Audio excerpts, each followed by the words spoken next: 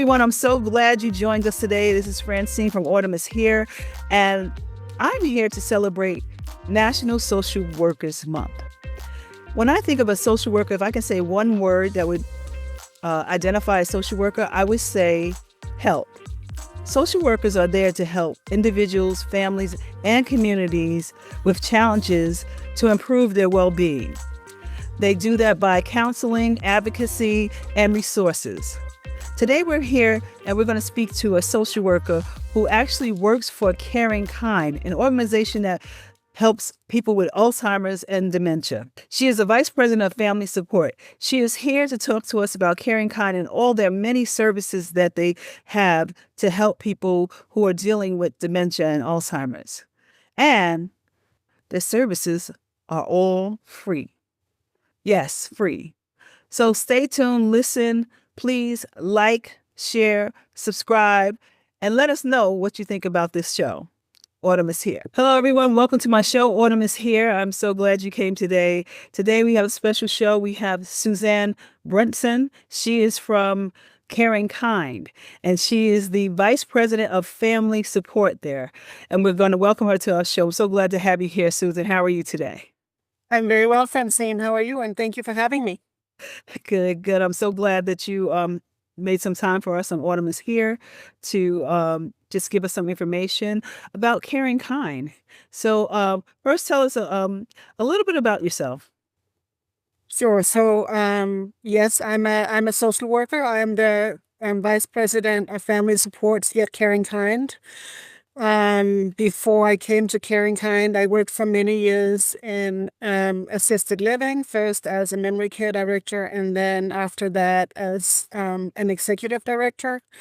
After that, I worked a little bit in home care, as a medical social worker, visiting people in their homes, providing support and services there. And I was also in hospice for a couple of years.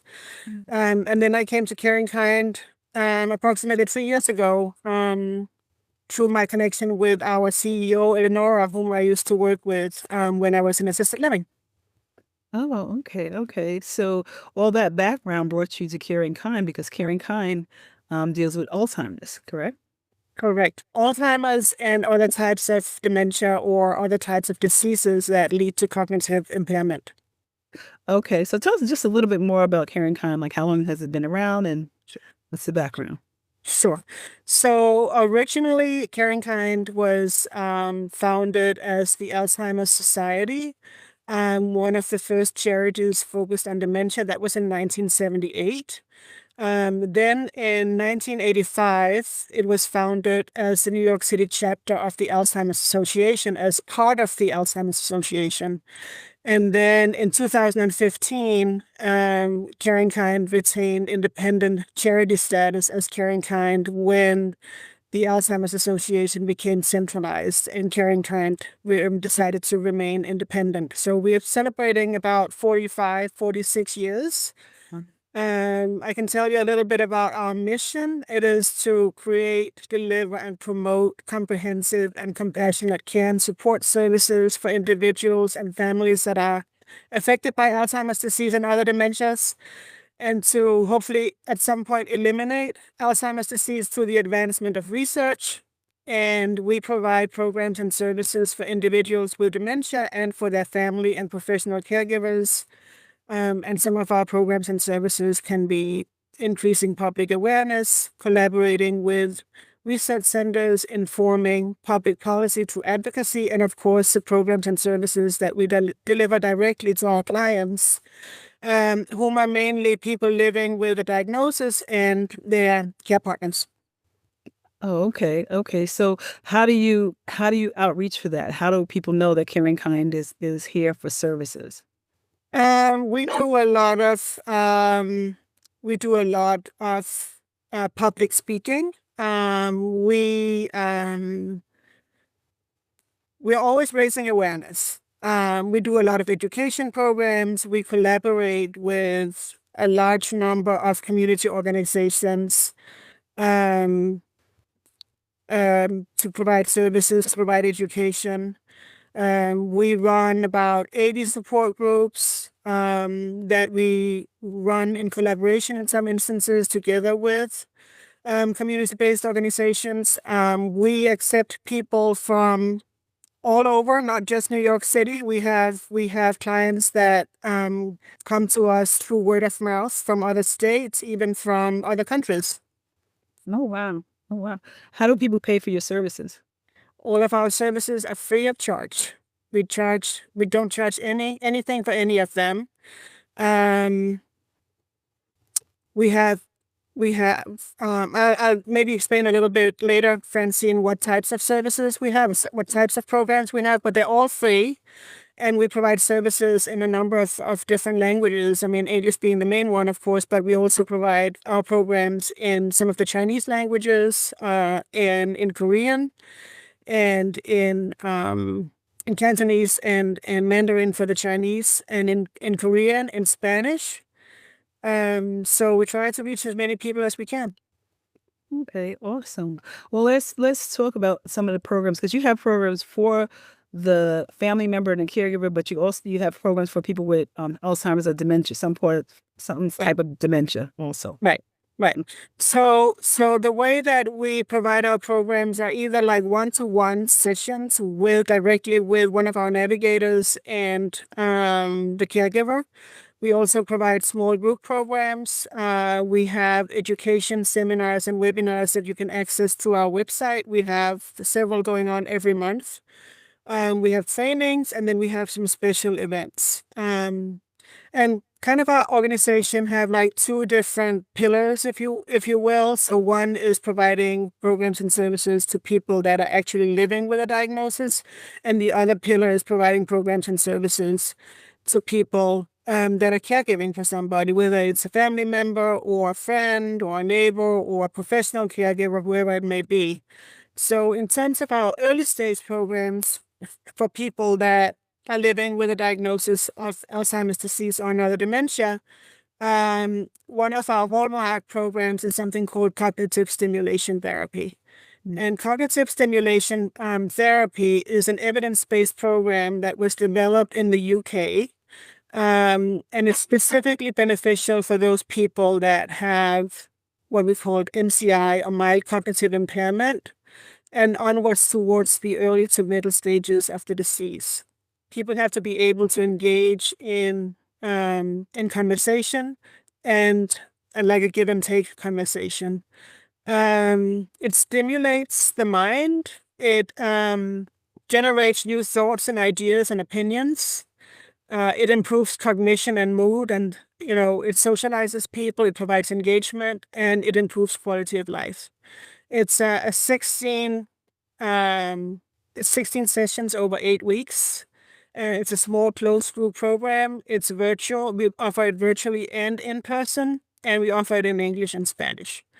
So it's really been shown, as I said before, it's an evidence-based program, and it's really been shown to improve people's cognition. Another program we have for people that are living with the disease is called Journey Together, and that is an early stage workshop and support group for people that have just received a diagnosis of dementia. Then we have a writer's workshop that is called To Whom I May Concern. It's a guided writing workshop where people answer a bunch of questions and are helped by somebody like a facilitator to tell their story, to speak to the audience and to let them know what it's like to really to live with a disease.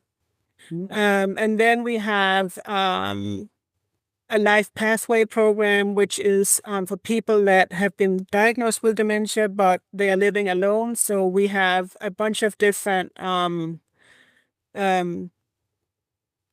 recommendations and support programs for them so that they can live alone successfully for as long as possible. We can, for instance, assist them with securing a power of attorney, with entitlements such as Medicaid, with creating a long-term plan, and we do ongoing check-ins so that they can live successfully alone for as long as possible. Then we have some cultural programs. We have a Connect to Baseball program, and we are just now developing a Connect to Music program with our music therapist, Olivia. Okay. Well, So that was like, I mean, that is kind of like a very broad description of, the programs for people that are living with a diagnosis.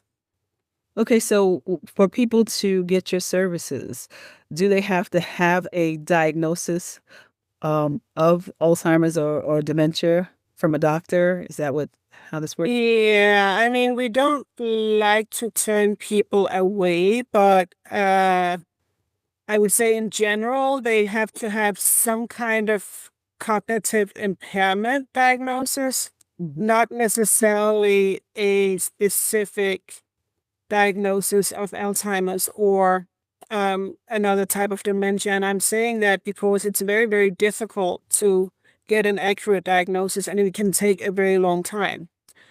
First of all, because waiting for a neurology appointment can sometimes take 6 to 7 to 8 months or more.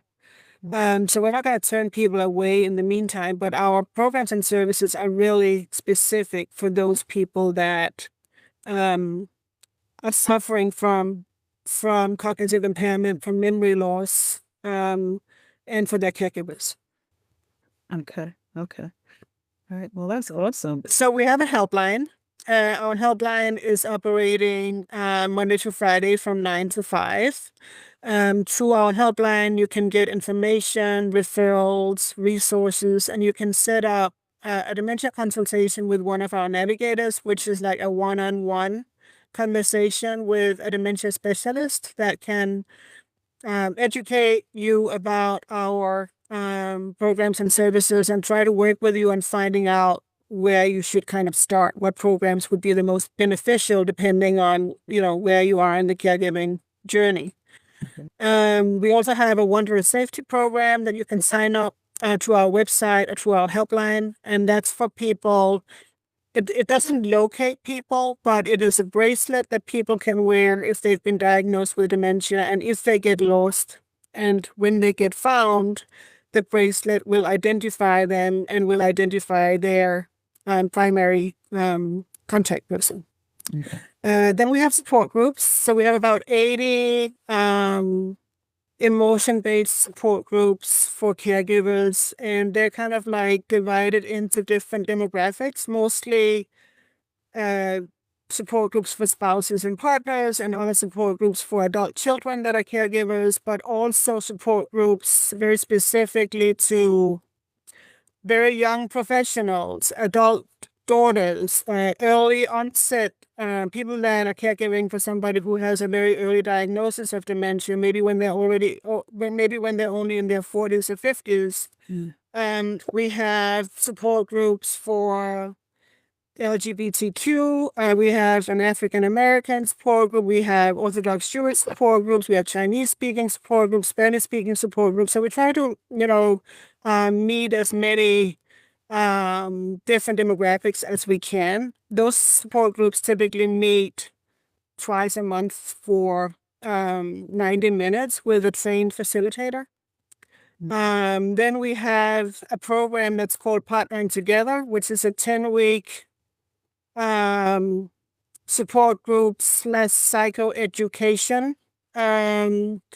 It is based on a book by somebody named Ed Shore, Dr. Ed Shore. It's based on his book called The Dementia Care Partners Workbook.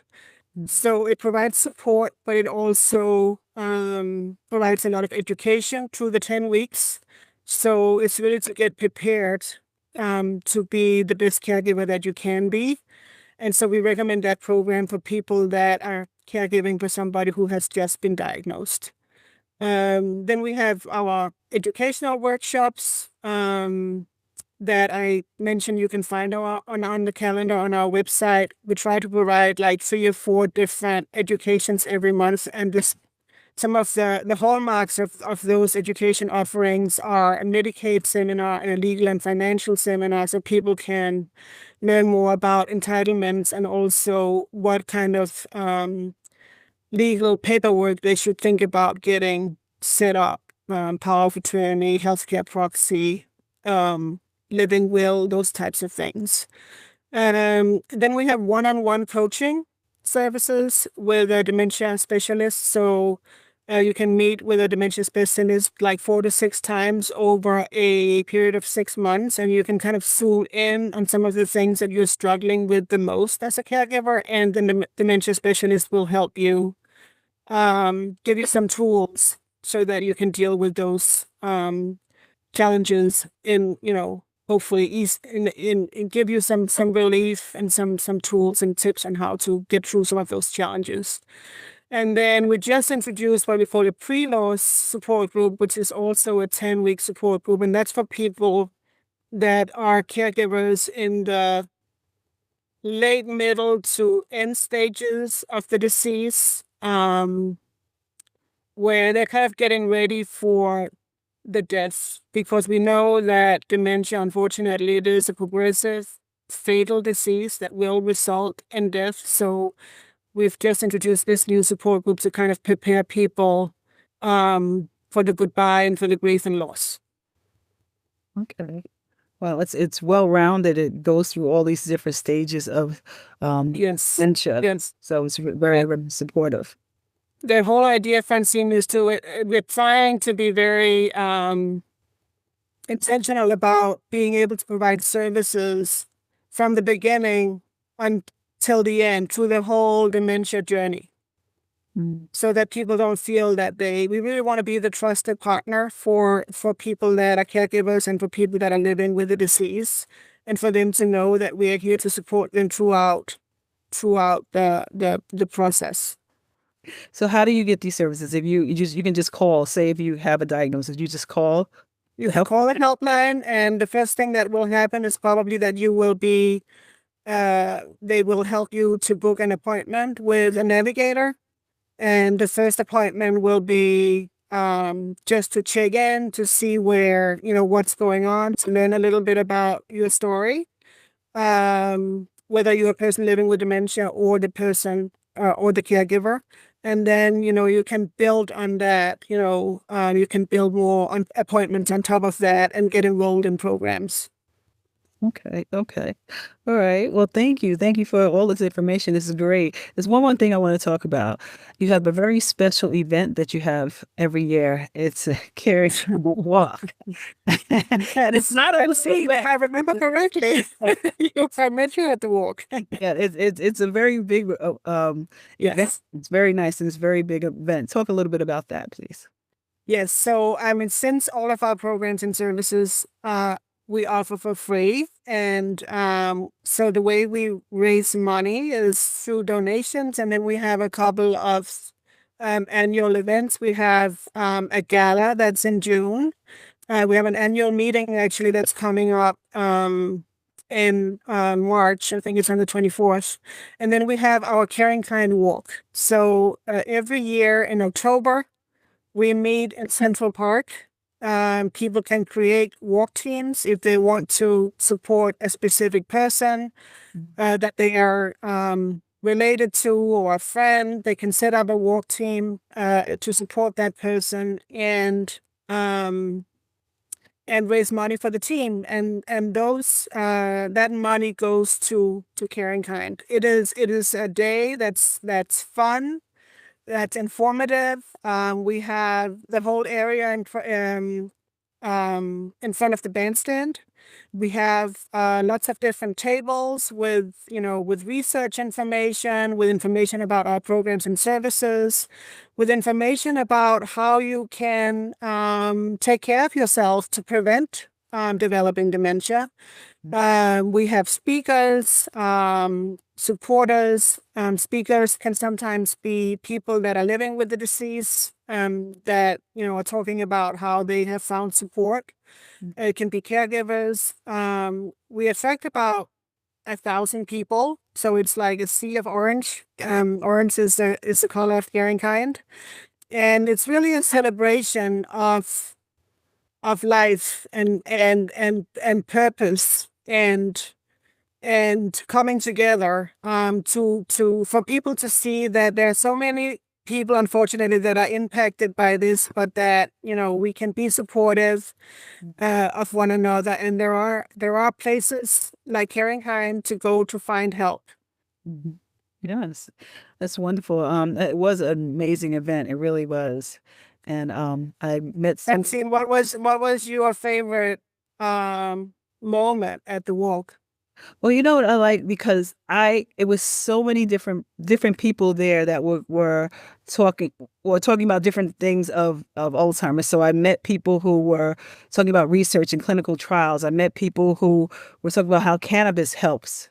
You know, so it was like it opened up a different world. There are different people that are working on it, that are working on trying to find some better ways for people to manage um, different things with Alzheimer's and dementia. So that's what I liked about it. I met so many different people doing all kinds of different things, and it was really good. It was really good. Very supportive group. Yeah. Yeah, because it's not just about finding a cure. I mean, of course, we all want to find a cure, right? But it's also, we have some medications now that are new that can be helpful. So learning about those new medications, so learning about how you can change your lifestyle to, there's a lot of things you can do, for instance, in midlife to you can lower the risk of getting dementia by changing your lifestyle. You can lower the risk by about 47%, which is a big number, Really? and it's all the usual things that we know about, right? It's managing your cholesterol. It's making sure you take care of your blood pressure. It's eating healthy. It's not smoking. It's not drinking in excess. It's exercising. It's all of those good things, right? We know that if we do all of those things right, we can lower the risk of developing dementia by 47%, which is a lot. That's So at the wall, you learn about all of these different things. Well, yeah. It's very encouraging. It really is. It's very encouraging. But thank you so much. Is there anything else that you would like to share with the audience? No, I mean, I encourage the audience to look at our website, Mhm. to find our education calendar if you're interested in learning more about our programs and services. And then our helpline, I can give you the number right now. The number for our helpline is 646-744-2900. And as I said, it is open Monday through Friday from 9 to 5. You can also just leave a message and we'll have somebody get back to you within a few hours or the next day. And the best way to get started is really to set up an appointment with one of our dementia specialists, one of our navigators. They can help you determine what would be the best program or service to get started with at Caringkind. Okay. Okay. Well, thank you so much for taking the time to give us information on Audimus here about Caring Kind. And I'm sure it's so many things that you have there that it's amazing that in this one place you have all these different things that will support and help people with dementia or dealing with dementia or actually helping caregivers also and family members. So even just giving information is awesome. So thank you so much for the work you do. I appreciate that. And thank you for coming on Audimus here. Okay, thank you so much, Francine. I'll see you soon. Take care. All right, take care.